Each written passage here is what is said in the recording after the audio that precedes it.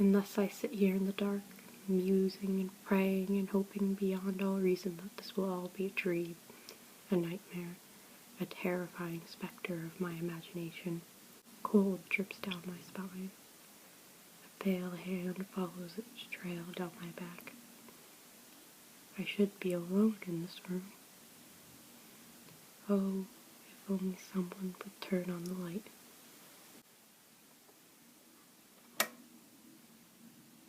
Horror. I have some questions.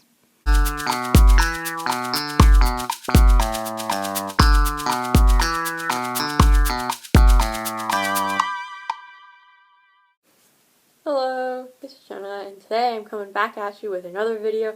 This one's gonna be a doozy, so you better grab a chair, a comfy one, with a snack, stay hydrated, drink some water or something. Preferably water. Water is good for you. So we'll begin a journey that, as you can guess, is about horror movies, and it's going to be scripted. I worked hard on this script. Let's hope it's good, because my goodness, I am excited. Because talking about horror, but there's a very specific reason why. Because I am not the type of person to be very picky with my genres. Sure, I have preferences, like definite boundaries that I just won't cross no matter what it is, and tropes that mark like an instant addition into the stuffed filing cabinet of media I am to consume that I keep making. But otherwise, a story is a story to me. Anything can be a vehicle for a great, compelling experience that can impact anyone. Books, shows, movies, they can all adapt themselves to their genre, or multiple genres, or be something altogether genre-defying, and bring a vision to life, whether it be a sweeping fantasy, historical saga, or gut-wrenching rom-com. So why do I always avoid horror? I mean, if everything I just said is true, then I'm clearly missing out. For a fact, I'm sure of that. Let's take a step back for a moment. Horror is a genre that, at least on paper, has as much serious potential as any other genre. On a level of subject matter, horror can expose the ever-changing, unique, but also desperately human fears of people. There's no limit to horror, so I think, as there are infinite ways to scare a person beyond imagination. It can be twisted an inch of our reality or a near revolution of a landscape far, far away from any source of comfort. Horror can display the ugly, the rotting, the darkness, and the evil, but it can also display the depths of human hope and determination to triumph in adversity. If you'll forgive my tangent of raw pathos, I think it's a quarantine side effect, let's be honest here. Horror is a genre with its own unique tools to explore the human experience, and it can be visceral. Well, I think so, anyway. As I've previously mentioned, I wouldn't really know. That's the theoretical, the why I should be tuning in. But as for the experimental data, the follow-through, I've never really fell into any horror stories. I'd say it's an unconscious thing, or I had one really bad experience with the genre that put me off the entirety of its selection, but that just wouldn't be right. Neither are true. I mean, I go to a Trail of Terror experience every year that Halloween isn't canceled due to a freak blizzard or global pandemic, and having an exhilaratingly lovely time. I have fun, and I go back every year, and I am excited about it. The point is, I don't watch horror movies because I'm scared. No, wait, sorry, that came out wrong. I'm not scared of being afraid. I'm scared of not being afraid. I'm afraid to watch a horror movie because I want to feel something, to enjoy the thrills and savor the experience. But for whatever reason, horror has garnered a checkered past in my mind, maybe from spotty critical performances or few catching my eyes in recent years. But still, there has always been that longing inside of me, that deep-seated, grim fascination with the entire genre. So, I'm going to face my fears and find my horror muse. The horror movie, or show, or any piece of media that speaks to my soul. There. That is the purpose of this video. This is the first part of a short series of videos I have haphazardly planned with really no schedule at all, where I will first compile a list of horror media that will go through this video. That's this video. Then, I will take the time to sit with them and do a rapid-fire review video, which I'm sure will be a joy to edit. Finally, I'll do an overview and see where exactly my thoughts have flown to. Now, let's make like The Bachelor makes some entertainment. And, find a partner, I guess. Is that weird? Nightmare on Elm... The list may turn out to be a little ambitious, but I wanted to make sure I covered all my bases and was confident that I had enough data collection in order to make a proper conclusion. Y'all wouldn't like it if I formatted my final video like a lab report, would you? That's not very horrifying. Or maybe it is if you don't like science like me. Or at least writing lab reports. They can be very anxiety-inducing when you have to write them. Besides the point. So I have broken the list into 3 categories. The classics, which are the horror movies that I generally always hear about, or you see on like all of the like best horror movie lists that I don't really read that much, or just the ones that are ubiquitous now and I hear all the time, or I hear about from Ava because she writes reviews. So the classics are just the necessary horror movies that I have somehow not seen yet. So I included Halloween because, I don't know, that's just one I hear about and I don't know, seems cool. A Nightmare on Elm Street, which is a movie I've heard about, might be cool. Again, I don't really know that much about it. It's a common theme here. The Purge, which maybe I won't watch now because things are kind of weird right now. But, I don't know. Why not? Psycho, just because it's an Alfred Hitchcock movie, and I feel like I can't make this list without an Alfred Hitchcock movie on here. The Night Before Christmas, which maybe isn't a horror movie, but Ava gave it to me for homework one time, and like, it's not, or I think, I don't know, Alien, just because, again, why not? Space is cool. Aliens, maybe not so much, I'll find out. And Scream, because it kind of falls into the same category as Halloween, and also I've heard Ava talk about it, and I was like, why not? That's the entirety of this video. Why not? Category number 2.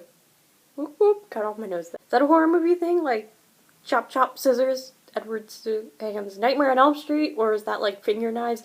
You can see I have no knowledge ever on anything, but especially horror movies.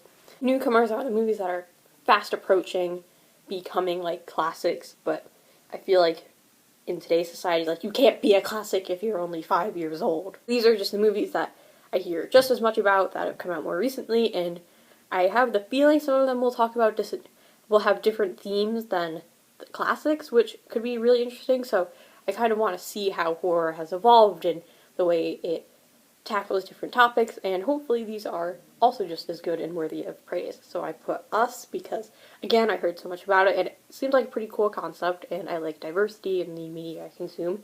Hereditary, I don't really know that much about it. I put it down, and I was like, yeah, this is going to be great. And now as I'm sitting here, deciding I'm going to watch it, I don't really know what it's about, but it seems cool. People talked about it.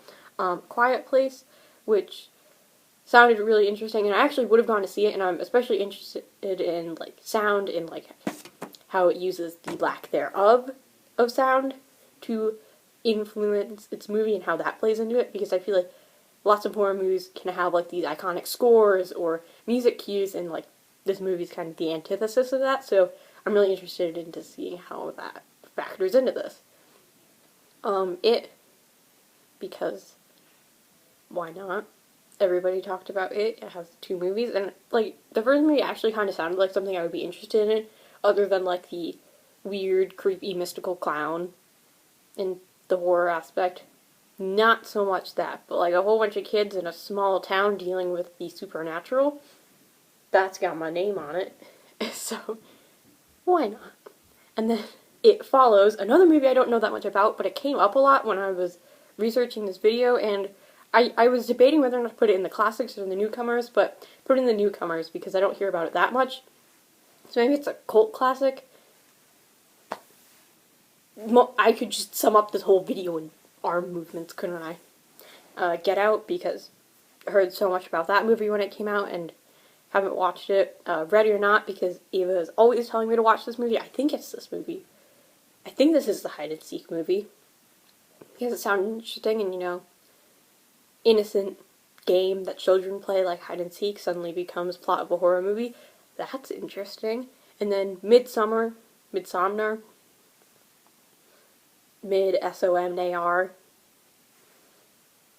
don't know how to pronounce that, but you know. Again, I think it's about cults, which could be interesting and different from the rest of the movies. I have no idea. And then category number 3 is like the wild card media that didn't really fit the classics or the newcomers, because most of the time they're not even movies. None of them are movies, actually. So I kind of wanted like to make sure I rounded out this list and look at primarily movies, but there were some other things that I was interested in looking at and could factor into my feelings, so I put it all together and I was like, there you go, miscellaneous section, every great thing has them. I put Frankenstein by Mary Shelley. Not sure how horror it is, but I don't know, I feel like it could add some different perspective in here, so I threw it on there, mostly so I have an excuse to finally read Frankenstein by Mary Shelley.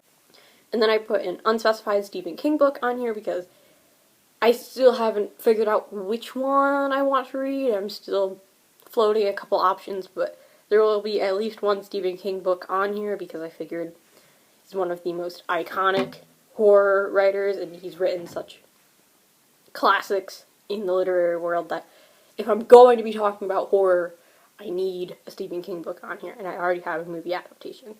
And then to kind of foil with having a classic written for adults that has probably been around for a while, I decided to foil that with Horror by Katrina Leno, which is a fairly recent release in the YA genre that is also horror that I've heard some pretty good things about, but I also don't know that much about it, and I figured, well, I might as well try and balance this and, you know, balance the force of the universe or whatever. And then I also put The Haunting of Hill House on here last minute because I realized I didn't have a TV show and I wanted to see a more long-form version of visual media on here. And also, I think costumes are cool. So that is the entire list of spooks on here. Ooh. So, faithful viewer, if you're still watching this video, I do thank you. It will be a little while I work through this list, and I really don't have any idea when it'll be done, hopefully soon, but hopefully I'll be able to keep you all updated. Looking at this list is honestly a little scary. I mean, I hope they're all scary. And I can't guarantee I'll even make it through all of them, because who knows, I could be a total horror lightweight. We'll have to see. But you know what?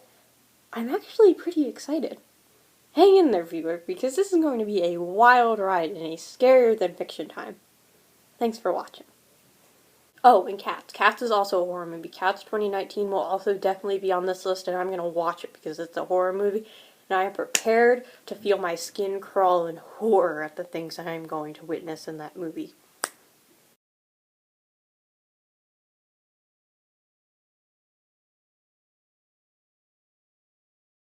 Boo! Did I get you?